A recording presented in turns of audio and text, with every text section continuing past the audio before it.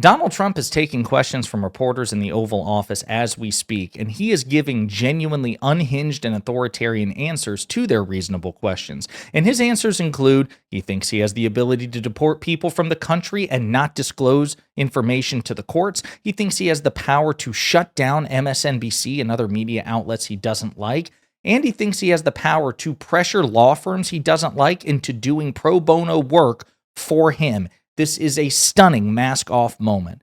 But before we unpack all that, if you end up liking this video and you want to support the channel, please be sure to hit the like, subscribe, and alert bells before you go. All right, folks, there's a lot to cover in this de facto impromptu press conference, but I really want to focus on the genuinely unhinged authoritarian angle, the theme in these answers. So we're going to play a couple of clips, and the first 2 or 3 focus on Donald Trump's unlawful deportation of migrants to El Salvador.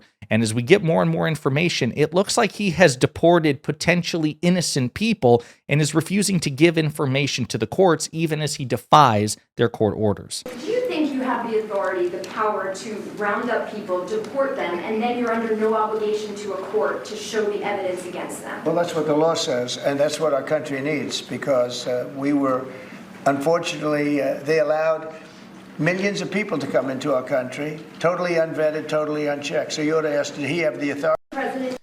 So there you have it. Donald Trump saying, yeah, that's what the law says, and quite frankly, it's what we need. We need a sitting president of the United States to be engaging in non-justiciable deportations of anybody he doesn't like. It's really what the country needs. That is just a textbook expression of authoritarianism. Where does it stop? If you don't owe courts answers, if you don't owe courts transparency, who do you owe? Because it sure sounds like you can just do whatever you want, whenever you want, and you think that's the standard that the law permits and what the country needs. Imagine if the shoe was on the other foot. Andrew Sullivan, a conservative British commentator, I read something from him today on Twitter where he said, imagine the Biden administration said something similar about conservative commentator Jordan Peterson, who's Canadian. He's not an American citizen, but he spends quite a bit of time here. Imagine if the Biden administration said, Jordan Peterson's rhetoric is really divisive and a threat to national security, and they just abducted him and then deported him. How would MAGA feel? How would the right wing feel? It's a very similar situation. If you're going to deport violent criminals, you need to prove that they are violent criminals. You don't get to just make the claim and not have to substantiate or corroborate it. But that's exactly what Trump is claiming. Yeah, I should be able to do whatever I want. Courts be damned. Really sinister. Here's another clip. Responsible. Now, in this case, Marco Rubio has a lot of big decisions to make, and he's a fantastic person, a great man. I think he'll be our best. I think he has a chance to be our best Secretary of State. He's been doing incredibly. He works so hard. He's gone to so many different countries already, and he's got the authority to get bad people out of our country. And you can't stop that with a judge sitting behind a bench that has no idea what goes on, who happens to be a radical left lunatic. Do you think the judiciary... So there you go. Trump again attacking judges from behind the desk of the Oval Office, the Resolute desk. Again, imagine if President Biden said something similar about conservative judges or conservative Supreme Court justices. This idea that, the Secretary of State can do whatever he pleases and it's non-reviewable by the courts. This is not a standard that the right would hold in any other circumstance. If it were a liberal president or a Democratic president and doing things that the right disagree with, they would, of course, say that judges, conservative judges even, have the right to review and strike down those decisions. Again, their notions of judicial review are just wildly inconsistent. And I'll point out, again, there are credible allegations that some of the people that Donald Trump sent to El Salvador, to a specific prison which is notorious, it's infamous for its torture and cruelty, are actually innocent. And they've offered nothing to substantiate their claims that actually, no, these people are violent, dangerous criminals. You might want to be able to substantiate that before you do it, before you not only potentially break the law, but commit a human rights abuse. But they don't care about that shit. So here are some other clips. I think Elon wouldn't do it. I think he wouldn't do it. He wouldn't want to put himself in that position. But if you read what's out of the New York Times, it's such a dishonest newspaper. It's such garbage. It's, it used to be called all the news that's fit to print. Well, it's all the news that's not fit to print. They have fake sources, or they don't have sources. I think they make most of it up. But this was a made-up story by the New York Times. I call it the failing. It's a failing newspaper. It's failing. And They shouldn't do that. They really are the enemy of the people. And something else, I don't know if you saw That, So, once again, Trump is attacking specific elements of the press he doesn't like. Imagine if President Biden had sat behind the Resolute desk in the Oval Office saying that Fox News is the enemy of the people. Fox News is fake news. It's not called Fox News, it's called fake news, right? Because, among other things, they had to pay $787 million to Dominion Voting Systems after having signal boosted Donald Trump's defamatory 2020 election lies. We've never seen any sort of defamation settlement like that on that scale from CNN or MSNBC or the New York Times or the Associated Press or Reuters.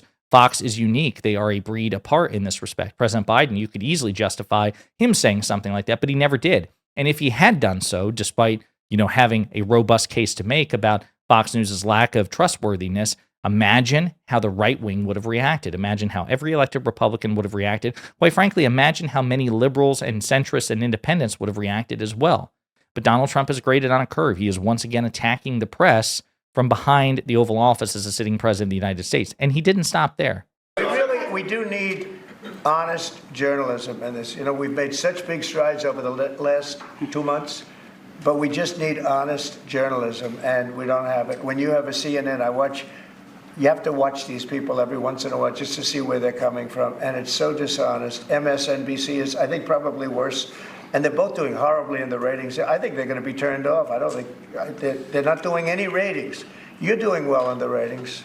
Thank you. Fox News, right? Well, what do you mean they're going to be turned off, right? If they're not doing well in the ratings, people might shut their TVs off, but that's not what you're talking about, right? I mean, Trump has repeatedly gone on the record saying that CNN and MSNBC should be investigated by the FCC or by the Justice Department, his federal government, that they should be taken off the air, that they should have their licenses revoked, that they should have whatever arrangements they have with the federal government taken away, stripped from them.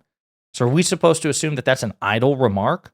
We have no reason to believe that. It is commensurate with everything in Donald Trump's behavior that he wants to use state power to pressure these these news agencies and these media entities to shut down if they don't give him coverage that he agrees with. It's perfectly in line with his worldview.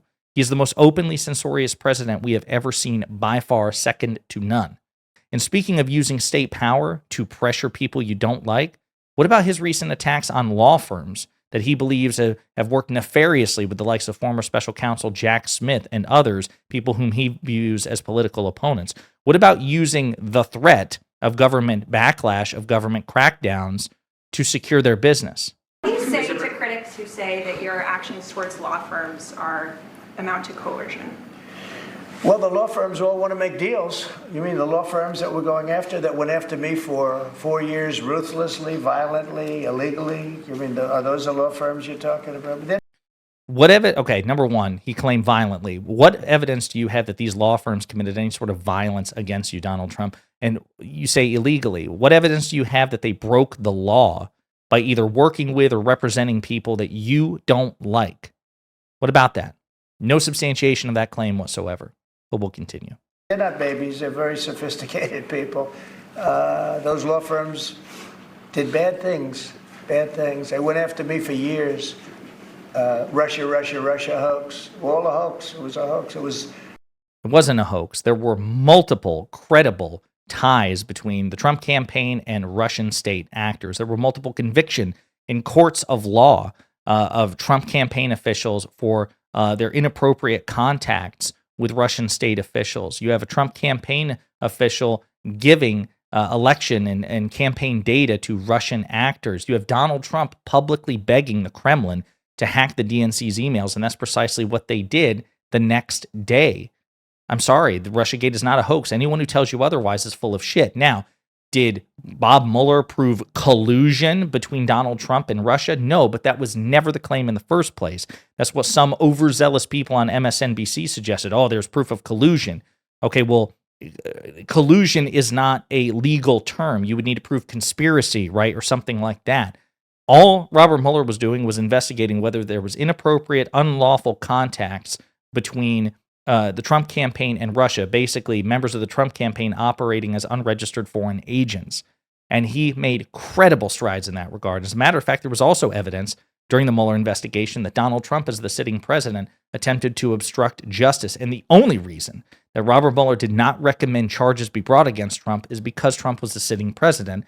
And since the age of Nixon, the Office of Legal Counsel, which shapes basically the internal policies of the Justice Department, said it's unconstitutional to prosecute a sitting president. That's the only thing that saved Trump's ass in that regard. So he's lying through his teeth when he tells you it was a hoax. But we'll continue.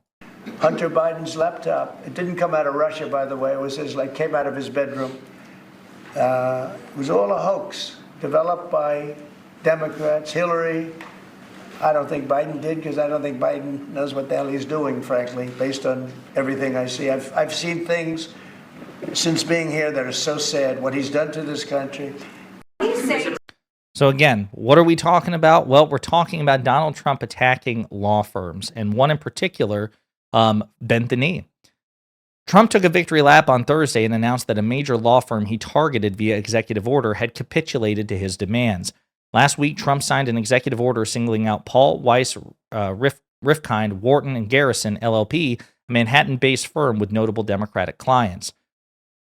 Trump also cited, we're not going to go through the whole thing, but the president's order rescinded any contracts the firm may have had with the federal government, and it prevents Paul Weiss lawyers from entering government buildings, which is problematic if the firm needs to review sensitive materials on government property. The order was similar to another Trump issued regarding Perkins Coie, another major firm. On Wednesday, it was reported that Paul Weiss had lost at least one client over the executive order. In a lengthy post on Truth Social, Trump issued a statement announcing that Paul Weiss had affirmed its commitment to fairness and nonpartisanship and said it would reject DEI policies subject to an audit mutually agreed upon within 14 days. Most notably, it agreed for withdrawing the order. The firm agreed to do free work for the Trump administration to the tune of $40 million. So he's effectively blackmailed law firms under the threat of government power. This is unprecedented authoritarian bullshit, the likes of which we have never seen, and Trump is simply celebrating it on camera from behind the Resolute desk in the White House. Shameful and dangerous. In the meantime, let me know what you think in the comments.